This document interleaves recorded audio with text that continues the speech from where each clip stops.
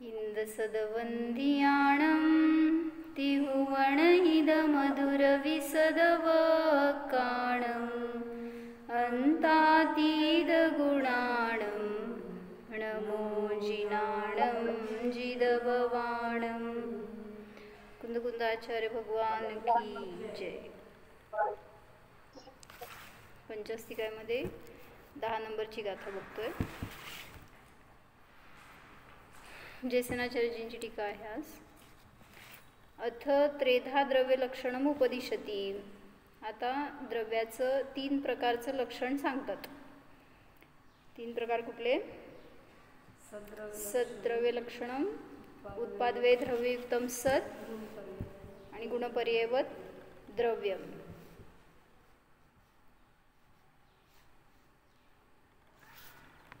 दौवम सल्लक्षणीयम् उपादवयदुवत् संयुक्तं गुणपज्जयासयं वा जमतं भण्णन्ति सौवण्णु। काय सांगितलं? द्रव्य हे किंवा जे सत्लक्षण रूप आहे, जे उत्पादवे द्रव्याने संयुक्त आहे, किंवा जे गुणपर्यायाचा आश्रय रूप आहे। गुणपज्जया संयम म्हणलं ना, आश्रय रूप आहे। तम दौवम भण्णन्ति सौवण्णु, त्याला द्रव्य असं सर्वज्ञांनी सांगितलेलं आहे। त्यालाच द्रव्य म्हणा। बाकी जे काय कोणी गुणरहित द्रव्य मानलं, कोणी पर्यायविरहित द्रव्य मानलं, कोणी त्याला फक्त द्रव्य रूपच मानलं, पर्याय रूप नाही मानलं, असं जे काय सगळी मान्यता आहे ती यथार्थ नाही। वाचा। द्रव्यम सत्ता लक्षणम द्रव्यार्थिक नयेन बौद्धम प्रति। वाचलं होतं का हे आपण?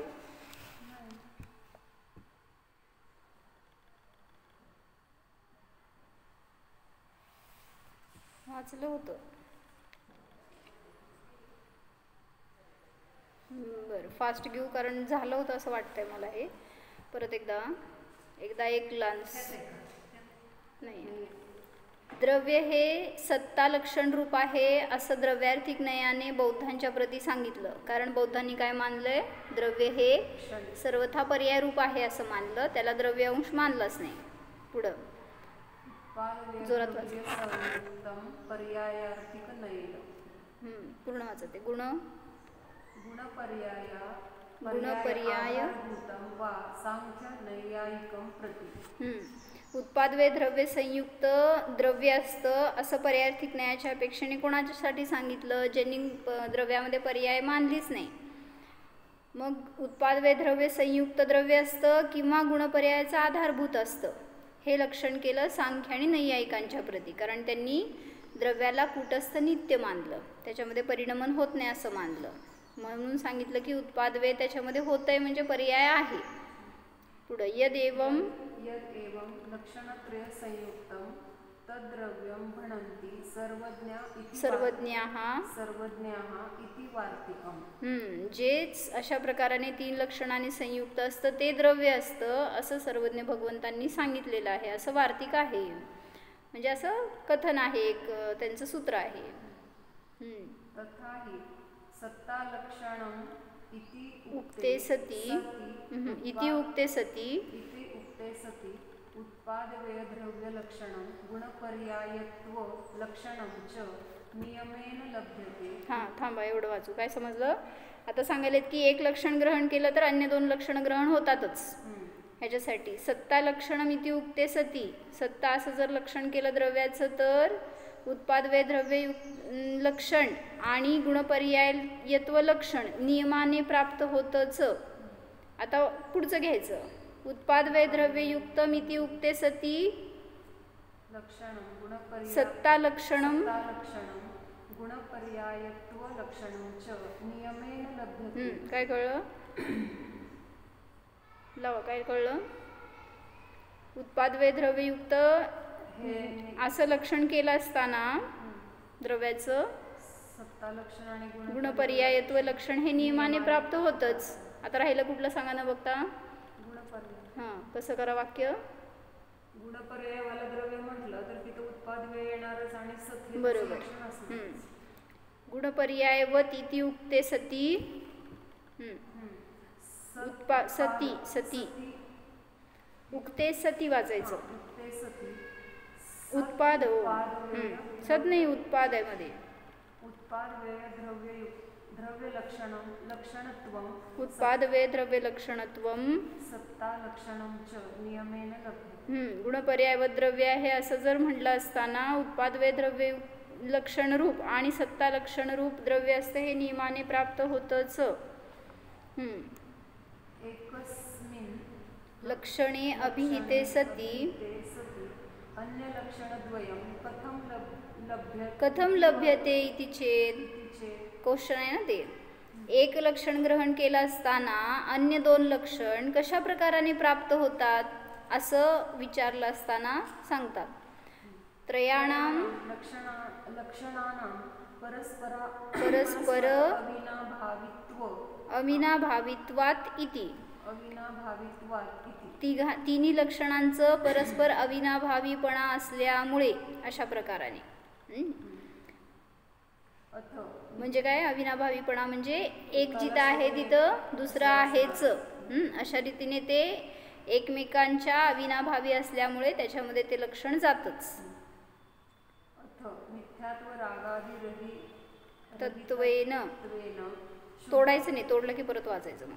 मिथ्यात्व रागादिरहितत्वेन शुद्ध सत्ता लक्षण अगुरुलघुत्व षडहानि वृद्धि रूपेण शुद्ध उत्पादवे द्रव्यलक्षणम् अकृत ज्ञानादि अनंत गुणलक्षणं सहज शुद्ध सिद्ध पर्याय लक्षणं च शुद्ध जीवास्तिकाय संज्ञं शुद्ध जीव द्रव्यम उपादेयम इति भावार्थ. अध्यात्म सांगतात आता ह्याच्यातून काय म्हणजे आपल्या द्रव्यामध्ये काय उत्पादवे ध्रुव आहे, काय गुणपर्याय आहे आणि काय सत आहे हे सांगतात. मिथ्यात्व रागादी रहित शुद्ध सत्ता लक्षण रूप आपलं द्रव्य आहे. म्हणजे त्या द्रव्यामध्ये मिथ्यात्व आदी विभावभाव नाहीत. आणि काय सांगितलं अगुरु लघुत्व गुणाच्या षडगुण हानी वृद्धी रूपाने शुद्ध उत्पाद शुद्ध व्यय आणि शुद्ध द्रव्य लक्षण रूप आहे. म्हणजे शुद्ध उत्पाद व्यय द्रव्य लक्षण हे ज्याचं लक्षण आहे ते मी आहे. शुद्ध उत्पाद रूपानेच जे कुठलं द्रव्य आहे ते शुद्ध रूपानेच परिणमन करतं. मग तिथं आपण आपला उपयोग बाहेर घालवतोय म्हणून अशुद्ध म्हणलं गेलं, पराला लक्ष केलं असताना तिथं अशुद्धी म्हणलं गेलं. मग शुद्ध उत्पाद व्यय द्रव्य लक्षण रूप आहे ते माझं द्रव्य आहे. पुढं अजून कसं आहे गुणपर्यायाने सहित आहे. मग कोणत्या गुणांनी सहित आहे? अकृत्रिम ज्ञानादी अनंत गुणलक्षण रूप आहे आणि पर्यायाने सहित आहे. कसल्या पर्यायाने? जे शुद्ध द्रव्य आहे त्याची शुद्ध पर्याय ग्रहण करायची, कारण तीच स्वभावतः असणार आहे जीवाबरोबर द्रव्याबरोबर. मग सहज शुद्ध सिद्ध पर्याय लक्षण असं सत्ता उत्पादवे द्रव्य आणि गुणपर्याय या सगळ्यांनी सहित जे शुद्ध जीवास्तिकाय नावाचं शुद्ध द्रव्य आहे तेच माझ्याद्वारे उपादेय म्हणजे ग्रहण करण्यायोग्य आहे किंवा आश्रय करण्यायोग्य आहे. काय कळलं? सिद्ध पर्याय शुद्ध आहे ना, मग तिथं घेतलं ना त्यांनी सहज शुद्ध सिद्ध पर्याय लक्षण. मग जी शुद्ध आहे तीच पर्याय घ्यायची, कारण तो स्वभाव आहे जीवाचा तसा अभिव्यक्त झाला बहिरंगामध्ये. म्हणून तिन्ही लक्षणातून शुद्ध जीवाचं वर्णन केलं. करा बघू. शुद्ध सत्ता हे लक्षण आहे. पुढं त्याच्यामध्ये पण कसं लावायचं? शुद्ध उत्पादवे द्रव्य, म्हणजे जे सिद्धांच्या ठिकाणी चालू आहे ना तेच उत्पादवे ध्रुव घ्यायचं, जे शुद्ध शुद्ध रूपानेच परिणमन करत आहे. हेच माझं ॲक्च्युली द्रव्य माझं असं आहे हे दाखवायचं आहे. पुढं गुणपर्यायवत द्रव्य म्हणत असताना गुण कोणते? आणि पर्याय. पर्याय जी शुद्ध पर्याय प्रगट झाली ती पर्याय, म्हणजे सिद्धांच्या ज्या अनंत पर्याय प्रगट झाल्या शुद्ध शुद्ध रूपाने, तर असं गुणपर्यायाने सहित म्हणजे तिन्ही लक्षणं आपल्यामध्ये घेतली आणि असा तो जो शुद्ध जीव द्रव्य आहे तोच माझ्याद्वारे आश्रय करण्यायोग्य आहे, उपादेय आहे असा भावार्थ आहे. आता मतार्थ सांगतात की ह्या गाथेतून कुठल्या कुठल्या मताचं कसं खंडन केलं.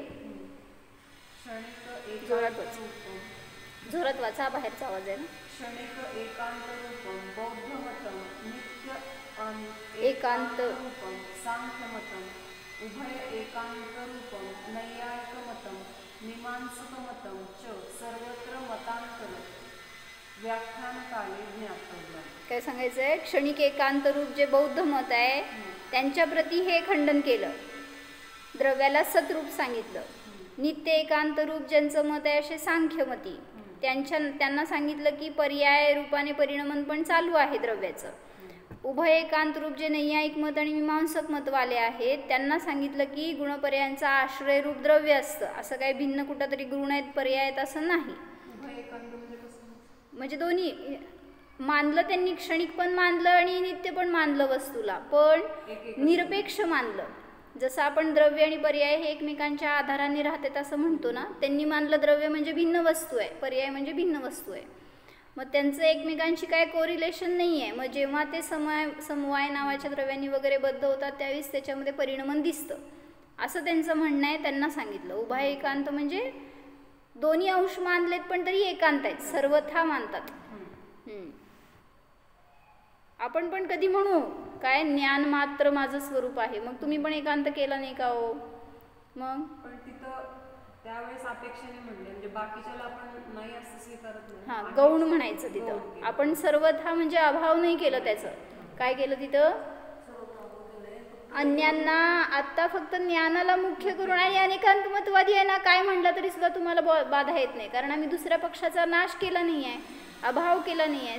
सर्वथा एकांती पक्षांनी केलं की नित्यच आहे म्हणताना अनित्य अंशच नाही मानला असं नाही आहे. आपण काय करतोय म्हणजे अनेकांत मतामध्ये वस्तुव्यवस्था सांगितली त्यावेळेस तिथं जरी म्हणलं की नित्यच आहे तरी तिथं अनित्य गर्भित आहे, त्याच्यामध्ये अनित्यच आहे पर्याय असं म्हटलं तरी सुद्धा नित्य अंश गर्भित आहे, त्याचा आपण लोप करत नाही. म्हणून असा एकांत मताचा प्रसंग येत नाही जिनमतामध्ये. असंच जे कोणी अन्य मतवादी आहे ते सर्वत्र मतांतर व्याख्यान काळामध्ये समजून घ्या. ज्यांचं कोणाचं काय असं विरुद्ध मत असेल त्यांच्या अपेक्षेने असं कथन सांगितलं. क्षणिक एकांते किम दूषण? क्षणिक एकांतामध्ये काय दूषण आहे? एन घटाधिक्रिया प्रारब्धा स तस्मिन् एव क्षणे गतः. कसं वाचायचं? एन घटाधिक्रिया प्रारब्धा सह तस्मिनेव क्षणे गतः क्रिया निष्पत्तीही नास्ती इत्यादी. ज्या कारणाने घटादी क्रिया सुरुवात झाली करायला ते तस्मिनेव क्षणे त्याच क्षणामध्ये गतः म्हणजे नष्ट झालं. क्षणिक एकांतीने काय मानलं? आता उत्पन्न करायला सुरुवात झालं, एका क्षणाचं द्रव्य आहे, दुसऱ्या क्षणाला नष्ट झालं. तस्मिनेव क्षणे गतः त्याच क्षणामध्ये नष्ट झालं असं म्हणल्यावर क्रिया निष्पत्ती होणार नाही हे घेतलं होतं. म्हणजे काय? क्षणिक एकांतामध्ये लिहा, तुम्हाला लिहायचं असेल तर, क्षणिक एकांतामध्ये काय आपत्ती येते? क्रिया निष्पत्तीही नास्ती. क्रियेची निष्पत्ती म्हणजे सिद्धी होणार नाही, कारण क्रिया एका समयात होत नाही आहे, अनेक समयांमध्ये जर ती क्रिया झाली, जसं घट बनवण्याची क्रिया, तर ती क्रिया त्या द्रव्याची असं म्हणताच येणार नाही. ज्या समयाला क्रिया पूर्ण झाली त्या समयाला जे द्रव्य ते त्याचं कार्य असं म्हणावं लागेल. काय? क्षणिक एकांतामध्ये क्रिया निष्पत्ती किंवा क्रियेची सिद्धी होणार नाही. तसं आता नित्य एकांतामध्ये काय आपत्ती येते हे सांगतायत. क्रियेची उत्पत्ती म्हणा, सिद्धी होणार नाही. नित्य एकांतेच यह म्हणजे आपण पण मानतो का हे टॅली करा. क्षणिक एकांत आपल्या मतामध्ये आहे का? म्हणजे तुम्ही क्षणिक मानलं का? कधी मानता? जसं कोणी इष्टवियोग झाला तर त्यांचा सर्वथा नाश झाला असं मानतोय ना, म्हणजे काय झालं? त्यांचं अस्तित्व मानत नाही आहे, ध्रुव रूपाने आहे म्हणून. म्हणजे त्या पर्यायापुरतं त्याचं द्रव्याचं अस्तित्व आहे असं मानलं. दागिना आहे समजा हरवला, काय झालं हो तुम्हाला? दुःख झालं? कसलं ज्ञान झालंय मग आपल्याला? म्हणजे काय असं किंवा काय म्हणायचं, घरात काय फुटलं किंवा तूप सांडलं, काय झालं? मग ती वस्तू गेली म्हणजे सर्वथा नष्ट झाली असं मानून किती आकुलता करतोय. म्हणून सांगताय तिथं की क्षणिक आपण पण मानतो तर आपल्याला पण दुःखाची प्राप्ती होणार. त्यातला नित्य अंश पहा तर आकुलता होणार नाही. नित्य एकांतेच यह असौ तिष्ठती सह तिष्ठती एव, सुखी सुखी एव, दुःखी दुःखी एव इत्यादी टंकोत्कीर्ण नित्यत्वे पर्यायांतरम न घटते. काय कळलं? नित्य एकांतामध्ये जो आहे तो आहेच, सुखी आहे तो सुखीच आहे, दुःखी आहे तो दुःखीच आहे. अशा प्रकारे टंकोत्कीर्ण नित्यत्वामध्ये पर्यायांतर घटित होत नाही. म्हणजे काय? ज्यांनी नित्य मानलं त्यांच्या मतामध्ये असं द्रव्याचं परिवर्तन सिद्ध होत नाही, पर्याय बदलते हे सिद्ध होणार नाही. जो सुखी सुखी सुखी आहे तो तसाच राहील, दुःखी आहे त्याचं दुःख नष्टच होणार नाही. मग ह्याच्यातून काय होणार हो?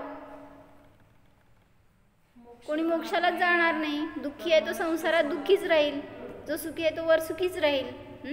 असं सांगायचं आहे. म्हणजे जो ज्या गतीमध्ये तिथंच राहील, अन्य त्याच्यात परिवर्तन होणार नाहीच. पण असं तर नाही. पुढं परस्पर निरपेक्ष द्रव्य पर्याय उभय एकांते पुनः पूर्वोक्त दूषणद्वयमपि प्राप्नोति. परस्पर निरपेक्ष द्रव्य आणि पर्याय या उभय एकांतामध्ये म्हणजे काय म्हटलं मी? द्रव्य आणि पर्याय दोन वेगळे द्रव्य आहेत किंवा अंश आहेत आणि ते परस्परापासून सर्वथा निरपेक्ष आहेत असं जिथं मानलं त्या उभय एकांतामध्ये पुन्हा दोन्ही दूषण येतात. जे काय आता सांगितलेले ते दोन्ही दूषण प्राप्त होतात. जैन मते पुनः परस्पर सापेक्ष द्रव्य पर्यायत्वात नास्ति दूषणम. जैन मतामध्ये पुन्हा परस्पर सापेक्ष द्रव्य पर्याय असल्यामुळे म्हणून एवढंच लक्षण सांगायचं, द्रव्य पर्याय मानलं अनेकांनी पण निरपेक्ष मानलं म्हणून चुकलं. सापेक्ष म्हणजे काय? म्हणजे दोन्ही आहेत बरोबर. म्हणजे द्रव्य पण आहे पर्याय पण आहे, म्हणजे काय त्यात परिणमन पण आहे आणि ध्रुवता पण आहे. असं जिथं मानलं गेलं तेच वस्तूचं अनेकांत स्वरूप आहे. सापेक्ष म्हणजे द्रव्याच्या अपेक्षेने पर्याय आहे किंवा द्रव्याचं परिणमन होतंय. परिणमन होतंय तरी द्रव्य नित्य आहे आणि द्रव्य नित्य आहे तरी परिणमन होतंय. ह्याला म्हणायचं सापेक्षता. सर्वथा अपरिणामी नाही आहे किंवा सर्वथा नष्ट होणार नाही आहे पर्याय बरोबर. असं परस्पर सापेक्ष द्रव्य पर्याय असल्यामुळे त्यामध्ये दूषण येत नाही. अशा प्रकाराने तिसऱ्या स्थळामध्ये इति तृतीय स्थळे द्रव्यस्य सत्ता लक्षणत्रय सूचन मुख्यत्वेन गाथागता. अशा प्रकाराने तिसऱ्या स्थळामध्ये द्रव्याच्या सत्ता लक्षणरूप 3 लक्षणांचं सूचन करण्याच्या मुख्यतेने ही गाथा सांगितली. म्हणून मी एक जीवद्रव्य आहे जो की माझ्यासाठी तोच उपादेय आहे, तोच आश्रय करण्यायोग्य आहे हे समजलं तर त्यालाच आपण आपला आनंदाचा विषय बनवू. पण त्याचा निर्णय होत नाही म्हणून तर बाहेरच्या अनेक विषयांना धरतो आणि त्यातून सुख मिळवण्याचा प्रयत्न करतो. तर मला ते पुस्तक पाहिजे. म्हणून द्रव्याचं लक्षण समजून मला काय फायदा आहे तुमच्याकडे ठेवून घ्या, मला द्या. होय टाकू नका, जिनवाणी असते. घ्या तुम्हाला पुस्तक. सांगितले की मामांना जॉईन करायला यायला सांगितलं. चालू. हॅलो.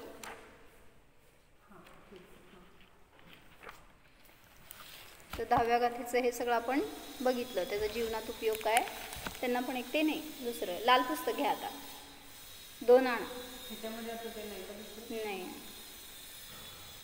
तर इथंपर्यंत द्रव्य म्हणजे काय हे सांगितलं. त्यामध्ये माझा द्रव्य त्याचं ओळख करून दिली. काय आहे माझं शुद्ध द्रव्य? जरी मी आत्ता संसारी अशुद्ध पर्यायांमध्ये आहे तरी सुद्धा शुद्ध रूपच आहे असं धरायचं. जिनवाणी खाली नाही धरायचं.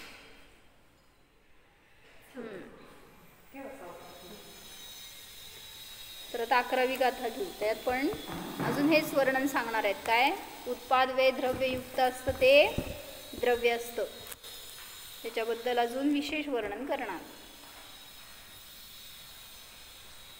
उत्पत्ती व विनाशो दवसयणथि स्वभावो विगमुपाददुवत्तं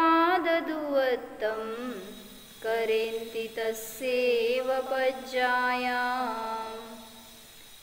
माझा अर्थ खालचा द्रव्य का उत्पाद या विनाश नहीं है, सद्भाव है, उसकी पर्याय विनाश उत्पाद और ध्रुवता करती है.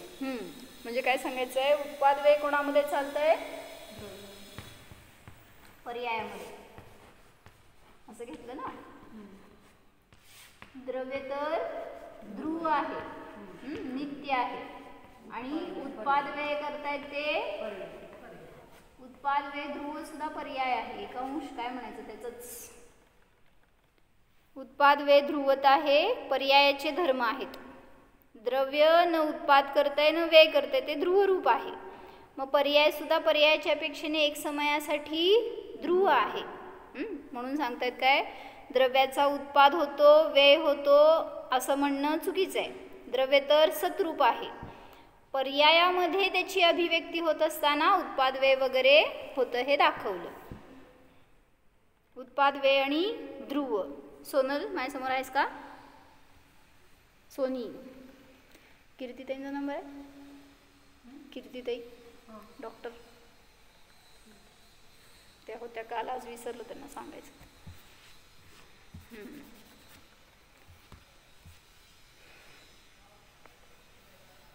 नीलम काकी.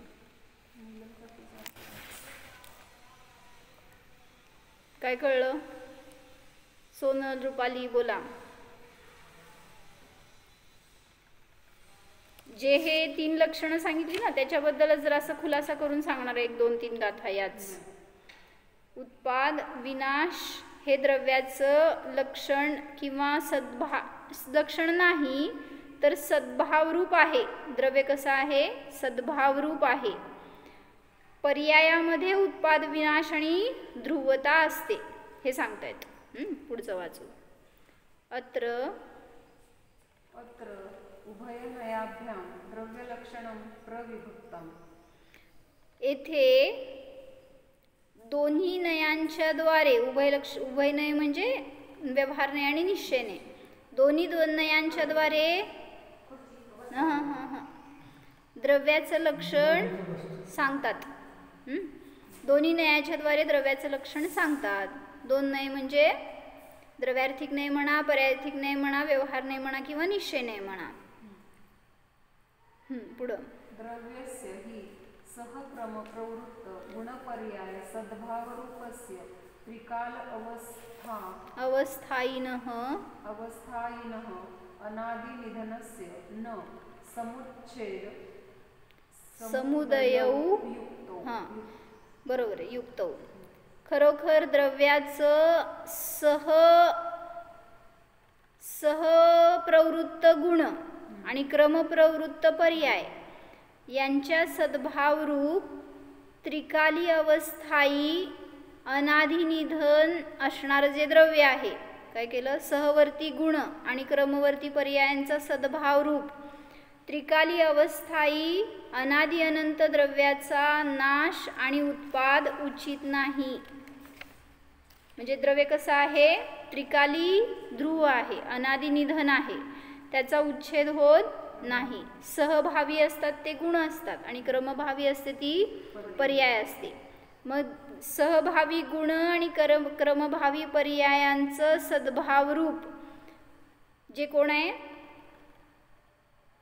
द्रव्य आहे. म्हणजे द्रव्यामध्ये गुण पण आहेत आणि पर्याय पण आहे. मग गुण कसे आहेत तर सहभावी आहेत आणि पर्याय कशी आहे तर क्रमभावी आहे.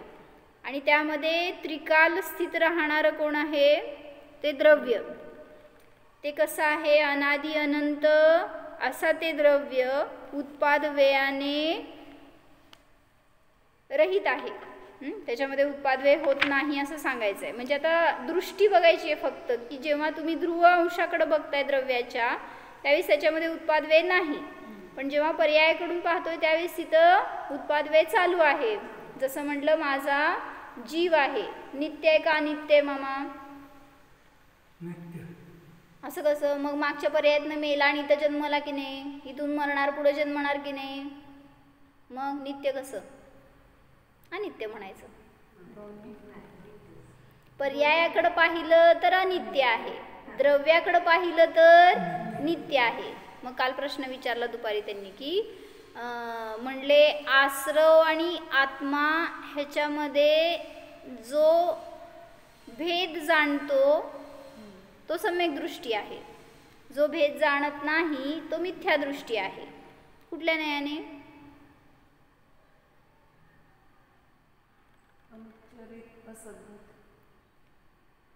तसं नव्हे, आत्मा आणि आश्रव ह्याच्यामध्ये भेद आहे की नाही? आहे, भेद आहे. मग त्यांनी म्हणलं की व्यवहाराने. अरे आत्मा म्हणतोय तिथं व्यवहार नाहीच आहे. आत्मा म्हणताना शुद्ध द्रव्यच दाखवतोय. असं नाही म्हणलं की मनुष्य, स्त्री, पुरुष असं नाही म्हणलं. असं म्हणलं असतं तर व्यवहार आला असता. आत्मा आणि आश्रव हे त्या आश्रवाचं कर्मांचं रूप आहे, येणं हे. मग आत्मा आणि आश्रव ह्याच्यामध्ये भेद आहे असं जो जाणतो तो सम्यक दृष्टी आहे, तो ज्ञानी आहे. मग आत्मा तर मी निश्चयाने आत्माच आहे हे पाहिलं नाही म्हणून तर व्यवहारामध्ये घुसलो. तुम्ही कोण आहे? कोण आहे? आत्मा आहे, जीव आहे. मग तो जीव आहे तो नित्य आहे जेव्हा त्या द्रव्य रूपाने आपण त्याला पाहतो तेव्हा. पण पर्यायाकडून पाहतो त्यावेळेस तिथं नित्य परिणमनशील आहे, त्यामुळं प्रत्येक समयाला पर्याय बदलते आणि ती पर्याय अनित्य आहे. सहवर्ती गुणों और क्रमवर्ती पर्यायों के सद्भाव रूप त्रिकाली अवस्थाई अनादि अनंत द्रव्य के विनाश और उत्पाद उचित नहीं है. पुढं तस्य एव पर्यायाणां सहप्रवृत्तिभाजां केषांचित् द्रव्य संभवे म नाही घालायचं त्यात, केषांचित द्रव्य संभवे अपि अपरेषां क्रमप्रवृत्तिभाजां विनाश संभव संभावनम उपपन्नम. काय सांगायला लागलेत? अथ तस्यैव पर्यायाणाम, नंतर त्याच्याच पर्यायांचं. कोण? आता इथं मला सांगा, द्रव्याला काय दिलं विशेषण? द्रव्य आणि गुण म्हणा. आता इथं तर गुणांना दिलं सहभावी आणि पर्यायाला काय दिलं? विशेषण क्रमभावी किंवा क्रमवर्ती. पर्याय जी असते ते क्रमवर्ती असते. तर त्याच पर्यायांचं सहप्रवृत्ती भाजाम म्हणजे सहवर्ती काही पर्याय, सहवर्ती कुछ पर्यायों का द्रव्य होने पर भी अन्य क्रमवर्ती पर्यायों के विनाश उत्पाद होना घटित होते हैं. काय म्हणायचं सांगा? सहवर्ती पर्यायांचं द्रव्य असताना सुद्धा क्रमवर्ती पर्यायांचं विनाश आणि उत्पाद होणं घटित होतं. म्हणजे ध्रुव नित्य आहे. आणि सहप्रवृत्ती म्हणत असताना त्यांनी इथं पर्याय केलाय अर्थ. कुठं गुण पण होतं, कुठं पर्याय पण होता. आता कसं आहे त्याच्यानुसार समजून घ्यायचं. म्हणजे आता गुण आहे ते नित्य आहे. जसं माझा गुण आहे ज्ञान, हा तर नित्य आहे आणि त्याची पर्याय प्रति समयाला बदलत चालली आहे. म्हणजे आता मती ज्ञान होतं, मग श्रुत ज्ञान झालं, परत मती ज्ञान झालं, असं काही अल्पज्ञान होतं, परत विशेष ज्ञान झालं, अशी पर्यायाचं परिणमन चालू आहे. त्याच्यामध्ये हे सहभावी सहप्रवृत्त होणारा गुण आहे तो नित्य आहे आणि ही क्रमप्रवृत्त होणारे पर्याय आहेत त्या अनित्य आहेत. उसी की पर्यायों के सहप्रवृत्ति रूप कुछ पर्यायों का द्रव्य होने पर भी. म्हणजे आता असं सांगायचं असेल, समजा इथं ज्ञान नाही घेतलं, हे गुणच्या अपेक्षेने. आता इथं मनुष्य घेतलं मी पर्याय. आता हे पर्याय का गुण आहे? मनुष्य हे पर्याय का गुण आहे? पर्याय आहे. कुठल्या गुणाची पर्याय आहे? म्हणजे आता कसं? मनुष्य ही कुठल्या गुणाची पर्याय आहे रुपाली? गुणाची म्हणलं. पर्याय तर गुणापेक्षा ना पाहिजे ना मागं. सोनल कुठल्या गुणाची पर्याय आहे? मनुष्य. सोनाली? जसं तुम्ही मतिज्ञान ही ज्ञान गुणाची पर्याय सांगता, सम्यक दर्शन ही श्रद्धा गुणाची पर्याय सांगता, मनुष्य ही पर्याय आहे, तर गुण कुठला? असं कसं? जीवाची आहे का पुद्गलाची आहे? चारित्र गुण म्हणायचं का? चारित्र गुणाचे पर्याय काय असतात? प्रश्न आहे तुम्हाला आज, मला उत्तर द्यायचं. हा चारित्र गुणाचे पर्याय म्हणजे क्रोध, मान, माया, लोभ, क्षमा, मार्दव, आर्जव, शौच, हे सगळ्या चारित्र गुणाचे पर्याय आहेत. मग मनुष्य ही कुठल्या गुणाची पर्याय आहे? Take your own time.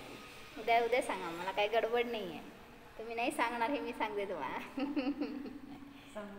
तर आता त्यांना सांगायचं ना, सहवर्ती पर्याय म्हणजे समजा ही पर्याय घेतली तर ही त्रिकाल स्थायी काल सांगितल्या सगळं, म्हणजे काही काळासाठी स्थिर राहते. मग त्याच्यामध्ये प्रतिसमयाला परिणमन चालू आहे की नाही? मग त्याला म्हणलं क्रमप्रवृत्त, ह्याला म्हणलं सहप्रवृत्त पर्याय आणि ह्याला म्हणलं क्रमप्रवृत्त. त्यापेक्षाने सांगितलं असेल उसी की पर्यायों के सहवर्ती कुछ पर्यायों का ध्रुव होणे पर. आता ही ध्रुव आहे पर्याय आणि ह्याला म्हणायचं उत्पादव्यय. ह्यांचा उत्पादव्यय चालू आहे जे प्रतिसमयाला बदलणारे आहेत. सहवर्ती कुछ पर्यायों का द्रव्य होने पर भी अन्य क्रमवर्ती पर्यायों के विनाश और उत्पाद होना घटित होते है. असं नाही आहे की हे ध्रुव राहिलं म्हणून हे पण ध्रुव राहिलं. असं झालं तर असं तुम्ही दगड होऊन बसणार. म्हणजे दगड पण ॲक्च्युली परिणमन करत आहे, म्हणजे तुमच्यामध्ये परिणमन दिसणारच नाही. परिणमन होत आहे की नाही तुमच्यामध्ये? काय होत आहे? घरी होतो, आता इथं आलो, काय परिणमन झालं? घरी काय करत होता? स्वभावात होता का विभावात होता? घरी असताना काय विचार करत होता? आता पण विचार करताय. घरी असताना विभाव केले, इथं आलं की या चर्चेमध्ये आलो म्हणजे थोडंसं शुभभावामध्ये आलो. म्हणजे परिणमन हे चालू आहे. ह्याला म्हणलं उत्पादव्यय स्वरूप. आणि जे ध्रुवरूप आहे ते काही अंशाने ती पर्याय ध्रुवरूप आहे असं. सहवर्ती कुछ पर्यायों का द्रव्य होने पर भी अन्य क्रमवर्ती पर्यायों के विनाश और उत्पाद होना घटित होते हैं. पुढं ततः द्रव्यार्थ अर्पणायाम अनुत्पादम अनुच्छेदम स्वभावम एव द्रव्यम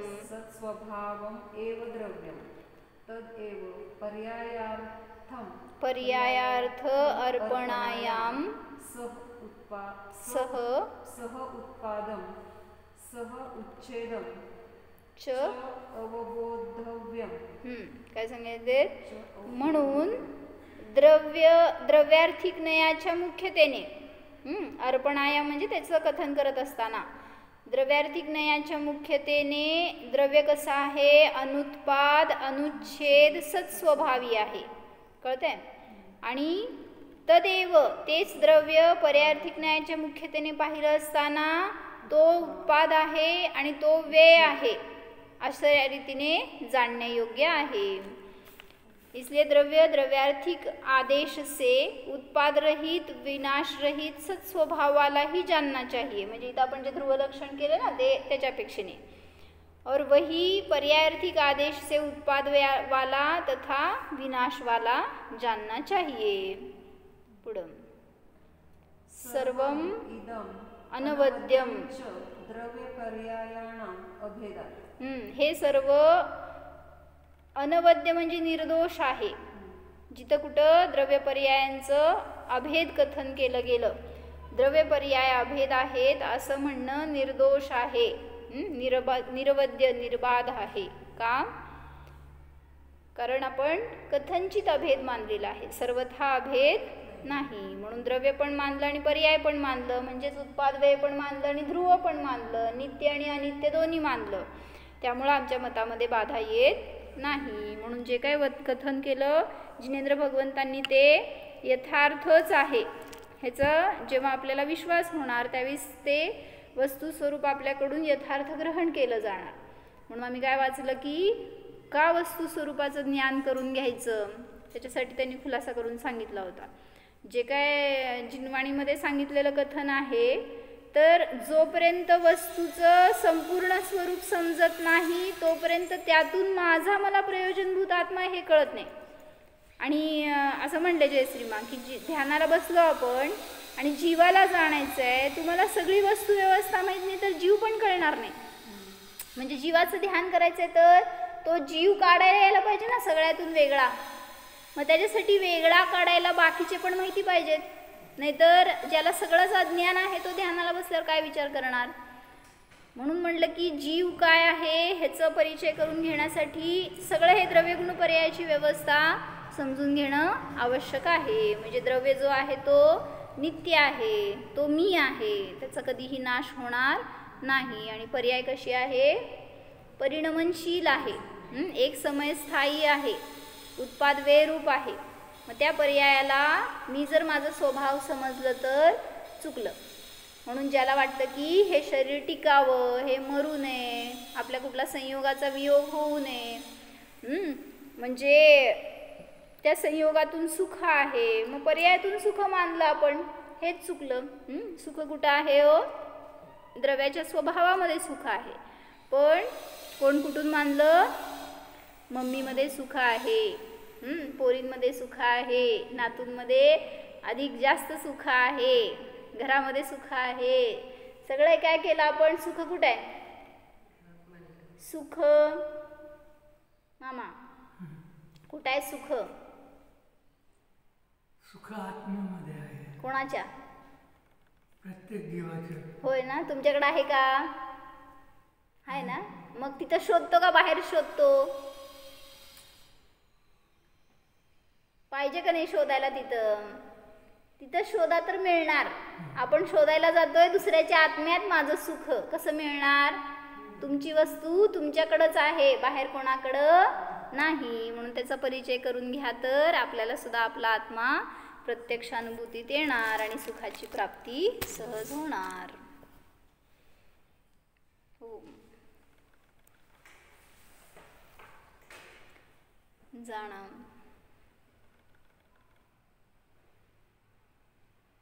हा मी नित्य अनित्यात्मक अनेकांत स्वरूप ध्रुव आत्मा आहे.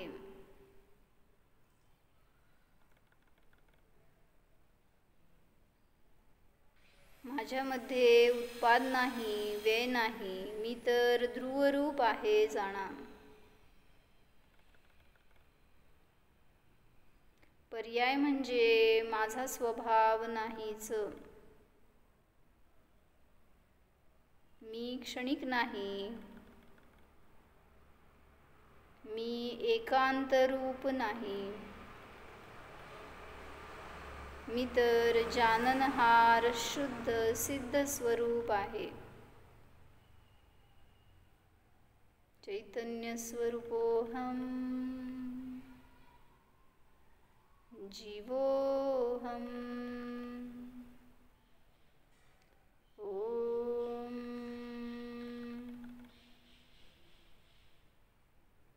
विसर्जन.